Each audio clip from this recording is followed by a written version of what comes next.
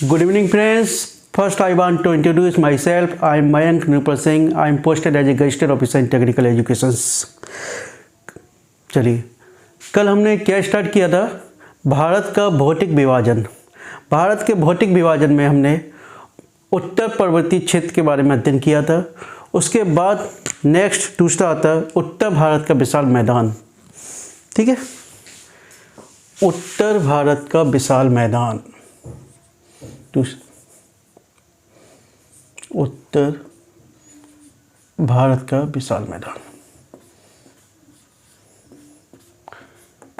विशाल मैदान।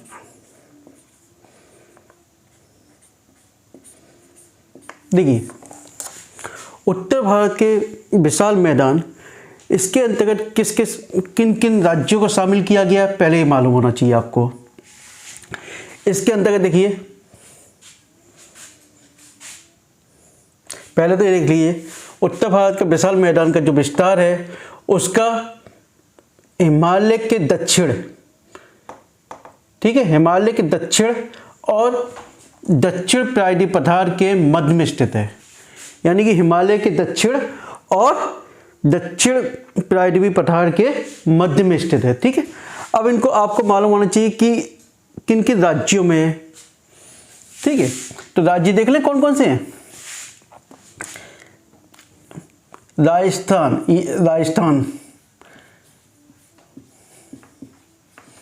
राजस्थान में अरावली के पश्चिम में, यानी कि जी क्या है, अरावली के पश्चिम में।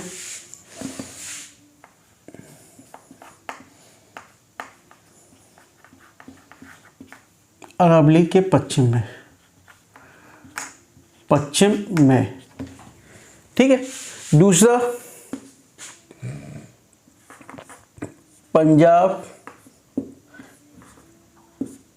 कौमा हरियाणा,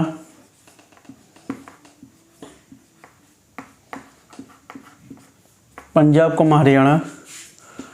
उत्तर प्रदेश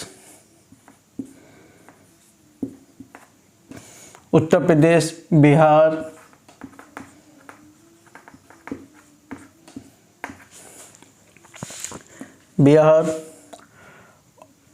पश्चिमी बंगाल,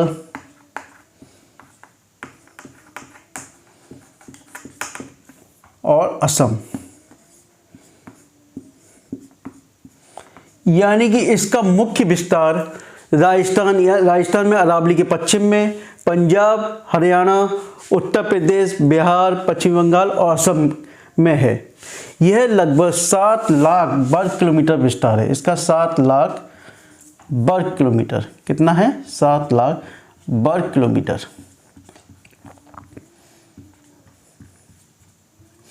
ठीक है, यदि क्वेश्चन आपसे पूछा जाता है कि उत्तर भारत के विशाल मैदान के बारे में आपको व्याख्या कीजिए या विस्तार पूर्वक बताइए, तो एक सिंपल सा है,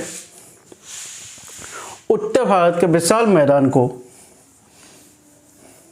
निम्नलिखित भागों में बांटा गया है। देखिए, पहले देख लीजिए किस में बांटा गया। आपको मालूम होना चाहिए, यदि समतल विशाल मैदान का विभाजन किया जाए तो भामर प्रदेश, दूसरा तराई,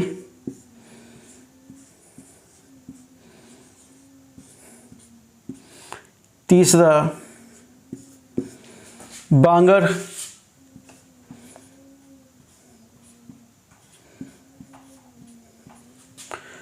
चौथा खादर। यानी कि निम्नलिखित भागों में उसका विभाजन किया गया है। भामर में किया गया है, तराई में किया गया है, बांगर में किया है, खादर में। ठीक है, अब भामर में देखिए, इसको मैं इस तरीके से समझा दे रहा हूँ। कर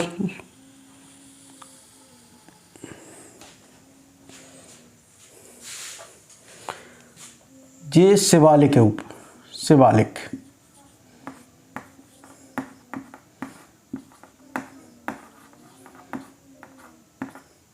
ठीक है, शिवालिक के बाद आपको मालूम होना चाहिए, शिवालिक के बाद दक्षिण में ही तो है इसके, शिवालिक के दक्षिण में ही तो फैला हुआ है उत्तर भारत का विशाल मैदान। तो शिवालिक के बाद पहले आपका आता है ये शिवालिक 350 मीटर के आसपास, 350 मीटर, इससे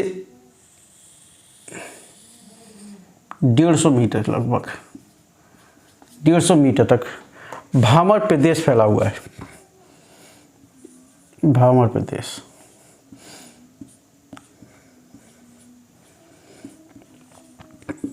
यानी कि शिवालिक की लगभग शिवालिक 350 मीटर पे है, उससे नीचे गहराई पे 150 मीटर पे भामर प्रदेश फैला हुआ है सीधे दक्षिण में उसके।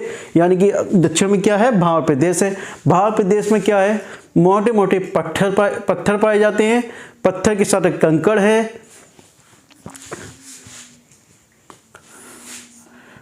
गोलासम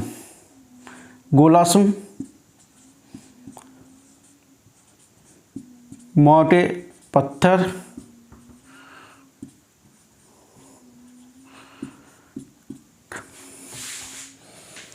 कंकड़। जब गोलास, मोटे पत्थर और कंकड़ पाए जाएंगे तो वहाँ क्या होता है, नदियों का जल लगभग लुप्त हो जाता है, क्योंकि मोटे मोटे पत्थर पाए जाने के कारण वो नीचे से बिल्कुल अदृश्य हो जाता है। देखिए जब ऊपर पथरीले पत्थर होंगे और जल नीचे होगा तो क्या होगा, दिखाई तो देगा नहीं, तो उस वक्त क्या होगा, अदृश्य हो जाएगा वो। तो इस भाग पर क्या होगा, आपको जल दिखाई नहीं देगा, नदियों का जल प्रवाहित होते हुए आपको दिखाई नहीं देगा। कृषि के लिए ये अनुपयुक्त है। कैसा है, अनुपयुक्त, यानी कृषि इस क्षेत्र में नहीं की जा सकती है। समझ में आ गया। गोलासम, इसके बाद 150 से लगभग, यहाँ मोटे मोटे पत्थर रहते हैं, इस तरीके से बना दो इसको।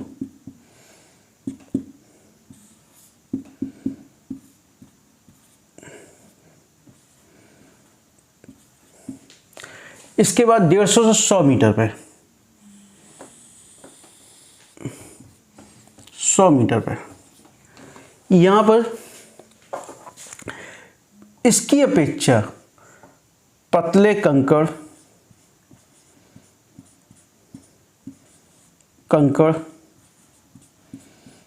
व पत्थर पाए जाते हैं।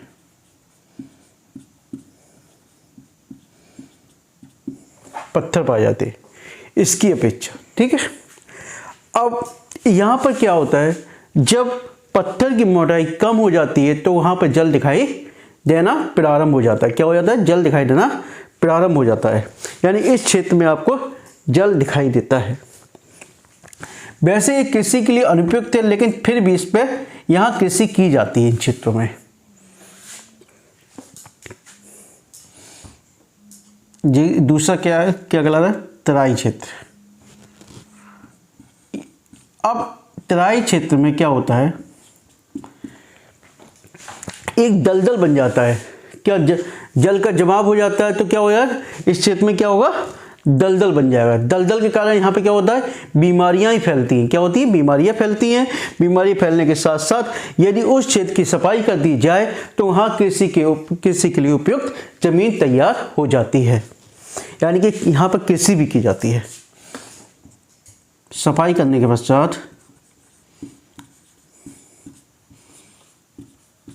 पश्चात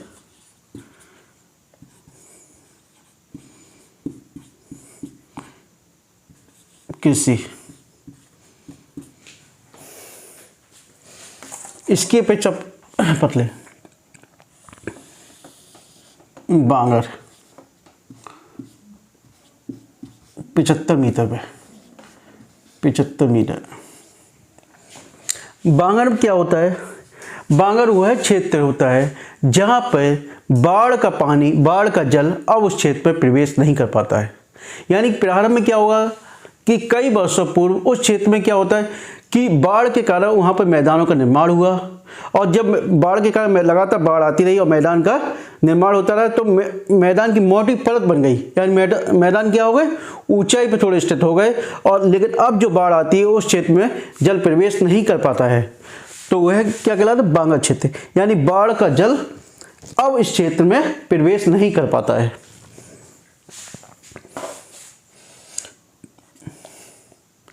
किसी के लिए अनुपयुक्त है, अनुपयोगी है किसी के लिए। यहां पे चूना युक्त ग्रंथियां पाई जाती हैं।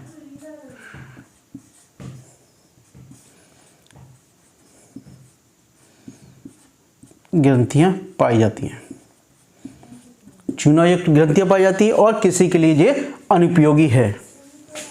खादर प्रदेश, खादर प्रदेश का विस्तार 75 मीटर से 35 मीटर तक है, 35 मीटर तक है।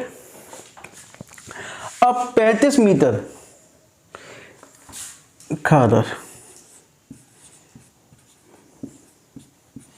खादर प्रदेश में बाढ़ का जल लगातार प्रवेश करता रहता है, जिसके कारण यहाँ पर नवीन मृदा की उत्पत्ति होती है। यानी लगातार बाढ़ का जल उस क्षेत्र पर प्रवेश करेगा, जितनी बार बाढ़ आएगी नई मृदा अपने साथ ले जाएगी, तो नए मैदान का निर्माण होगा, तो इस प्रकार से नई मृदा उस पर उत्पन्न होगी और तो क्या होगा, ये किसी के लिए उपयोगी है। इस प्रकार यहाँ पर जलोढ़ मृदा पाई जाती है। ये क्षेत्र रबी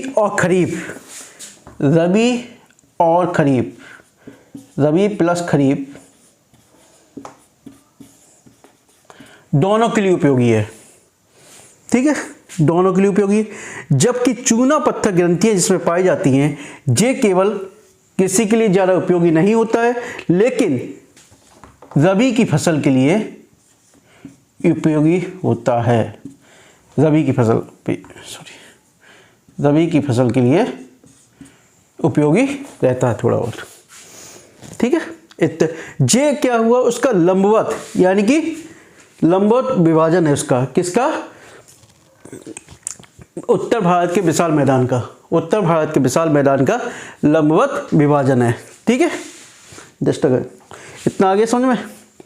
अब यदि पूछता है उसका क्षैतिज विभाजन, एग्जाम में पूछ सकता है ना उसका क्षैतिज विभाजन कैसा होता है, क्या है क्षैतिज विभाजन, तो देखिए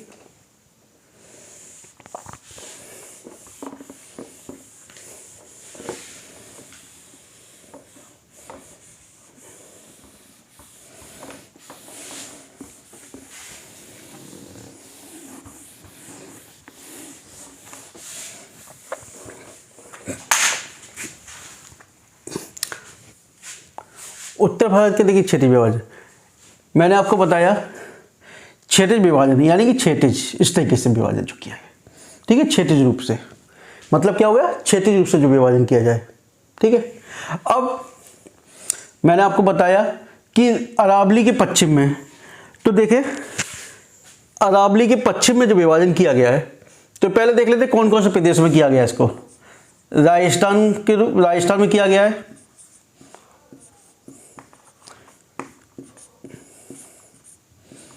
दूसरा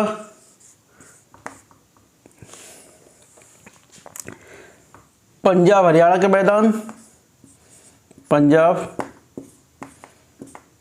हरियाणा का मैदान, या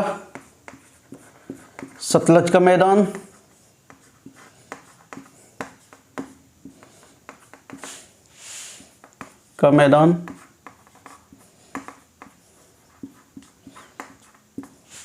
तीसरा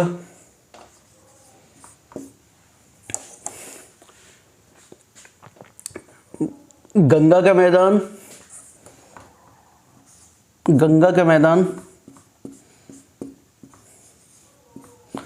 गंगा के मैदान को भी आइए बताऊंगा सब, ठीक है, 3 भागों में डिवाइड किया है। 4 असम का मैदान,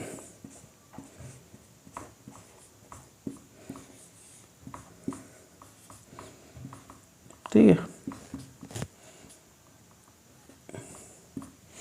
अब देखिए राजस्थान में 25 सेंटीमीटर जो वर्षा, आप लोग जानते हो कि राजस्थान में भी वर्षा की मात्रा में लगातार परिवर्तन होता रहता है, ठीक है। तो जो 25 सेंटीमीटर की जो रेखा है उसकी 25 सेंटीमीटर की, वह राजस्थान को 2 भागों में डिवाइड कर देती है। उसका राजस्थान को 2 भागों में डिवाइड कर देती है 25 सेंटीमीटर। पश्चिम की ओर जो रेखा, जो देखो राजस्थान है, राजस्थान की जो 25 सेंटीमीटर यहाँ डिवाइड कर देती है रेखा, राजस्थान 25 सेंटीमीटर की पश्चिम की ओर का वाला क्षेत्र क्या कहलाता है? माना इस क्षेत्र में 25 सेंटीमीटर जो वर्षा हो रही है, यह दो भागों में डिवाइड कर देती है, एक पश्चिम की ओर, दूसरा पूर्व। अब देखिए यहाँ क्या है, इस क्षेत्र में क्या होगा, जब वर्षा कम होगी तो क्या होगा, मरुस्थलीय क्षेत्र हो जाता है, मरुस्थलीय। और ये क्षेत्र बांगर क्षेत्र है, बांगर, ठीक है। अब पंजाब हरियाणा का क्षेत्र, पंजाब हरियाणा, यानी कि इसको सतलज का भी कहते हैं, सतलज का मैदान या पंजाब हरियाणा। सतलज के मैदान में इसको पंजाब इसलिए कहते हैं पंजाब, क्योंकि ये 5 नदियां यहाँ मुख्यतः बहती हैं। कितनी नदियां? 5 नदियां, इसलिए इसके नाम पे इसको पंजाब बोलते हैं। इसकी जो सीमा है, इसकी पूर्वी सीमा यमुना नदी के द्वारा, किसके द्वारा? यमुना नदी के द्वारा। इसकी जो सीमा निर्धारित की गई है, पूर्वी सीमा यमुना नदी के द्वारा निर्धारित होती है, ठीक है। अब पंजाब यह मुख्यतः बांगर क्षेत्र कहलाता है, यानी कि यहाँ पर बाढ़ का जल बहुत कम पहुँच पाता है, लेकिन इसकी आकृति एक तस्तरी नुमा है, तस्तरी के आकार की। कैसे? तस्तरी के आकार की। तो जिसके कारण इसके निचले भाग में बाढ़ का जल पहुँच जाता है, तो वहाँ पर क्या, नवीन मृदा या खादर क्षेत्र पाया जाता है। यानी कि इसके ऊपरी भाग पर क्या है, बांगर, और जबकि निचले भाग पर खादर क्षेत्र है। बांगर क्षेत्र इतना उपयोगी न होने के बाद भी सिंचाई के उपयुक्त साधन होने के कारण यहाँ पे क्या, अन्न के उत्पादन की दृष्टि से यह महत्वपूर्ण स्थान है, यह क्षेत्र है। और जबकि यहाँ निचले भाग में जलोढ़ मृदा पाए जाने के कारण यह स्वतः ही इसमें कृषि के लिए उपयोगी हो जाती है। इतना आ गया, यहाँ तक हो गया। अब गंगा के मैदान को हमने 3 भागों में बांट लिया। ऊपरी गंगा का मैदान, ऊपरी गंगा का मैदान, ऊपरी गंगा का मैदान। देखिए ऊपरी गंगा का मैदान पश्चिम में तो आप देख ही रहे हो क्या है, इसकी सीमा क्या बनाता है, पश्चिम में यमुना नदी, ठीक है। पूरब में मुख्यतः इसकी क्या है, इलाहाबाद और फैजाबाद,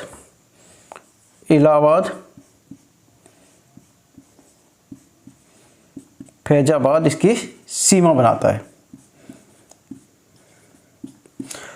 उत्तर की ओर उच्चावाच, उत्तर की ओर क्या है, उच्चावाच है। तो ऊपरी गंगा के मैदान,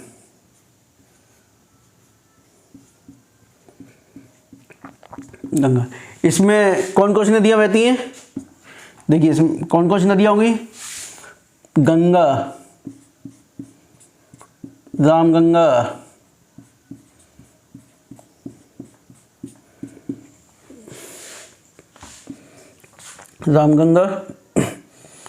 घाघरा,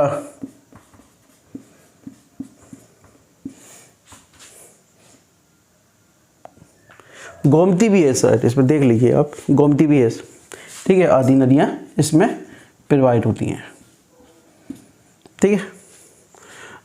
अब देखिए मध्य गंगा के मैदान, जो मध्य गंगा के मैदान, मध्य गंगा के मैदान,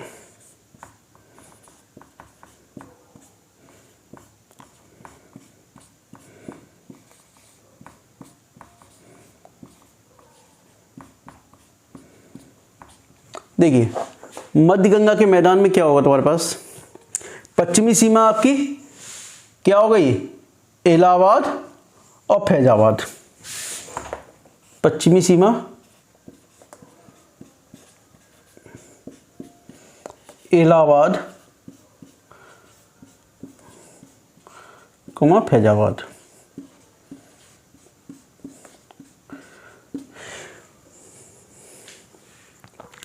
पूर्वी सीमा पटना,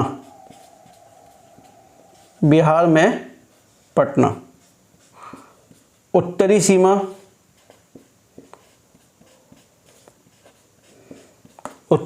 जो इसकी बनाती है नेपाल बनाती है। ये क्या है? नेपाल। यहाँ पर क्या है बेटा? नेपाल। उत्तरी सीमा क्या बनाती है? नेपाल। इस मैदान को नदियों के कुप्रवाह का क्षेत्र कहा जाता है। नदियों के कुप्रवाह का क्षेत्र इसलिए कहा जाता है क्योंकि यहाँ पे कौन सी नदी पाई जाती है? कोसी नदी पाई जाती है, जो एक वैकल्पिक रूप से प्रवाहित होती है। वैकल्पिक जानते हो ना, लहरा के, जिसके कारण वह उस क्षेत्र में बाढ़ भी अधिक आती है और क्या करती है? क्षेत्रीय अपरदन भी सबसे ज़्यादा करती है।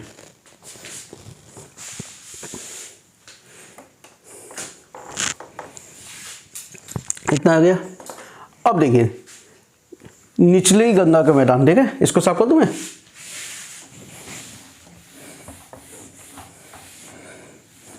निचला गंगा का मैदान, निचला गंगा का मैदान।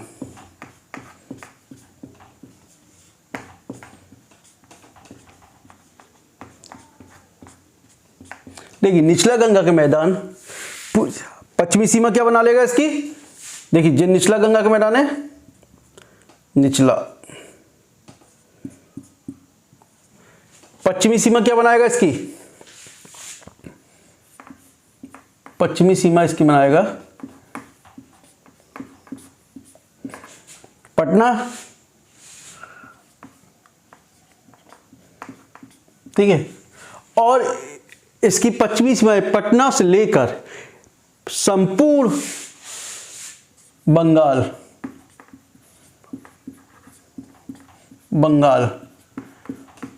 पुरुलिया को छोड़कर, बंगाल में एक भाग है, क्षेत्र पुरुलिया, यानी कि पुरुलिया को छोड़कर समस्त भाग को इसमें शामिल किया गया है।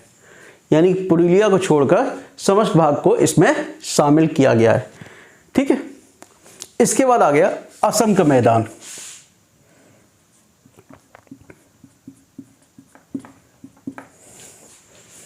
असम के मैदान का जो निर्माण हुआ है वो ब्रह्मपुत्र और उसकी सहायक नदियों के द्वारा अपरदन के कारण अब जो निक्षेप जमा हुए उसके अपसारों से हुआ है। यानी कि असम के मैदान का जो निर्माण हुआ है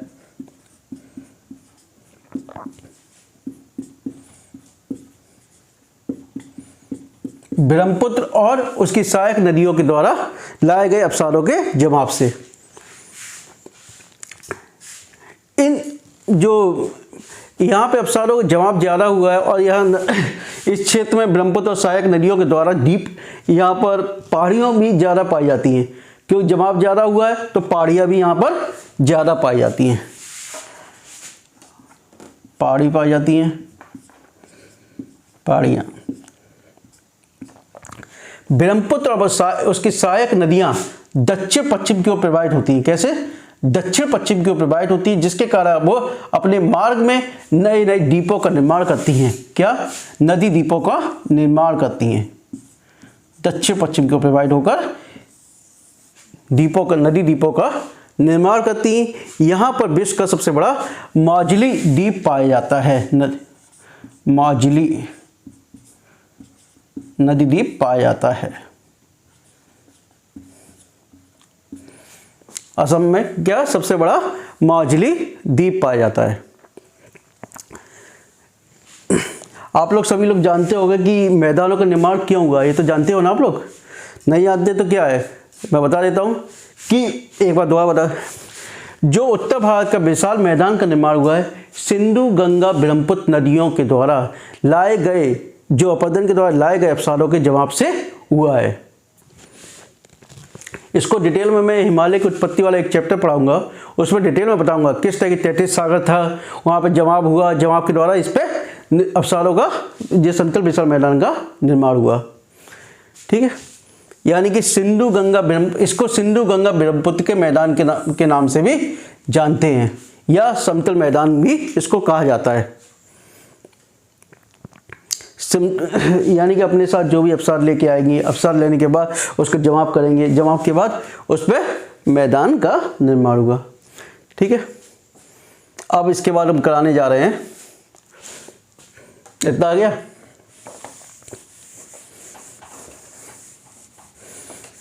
दक्षिण भारत का पठार।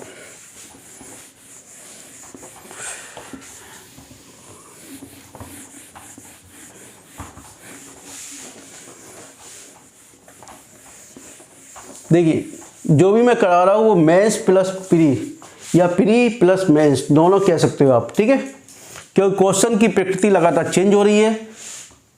दक्षिण भारत का पठार,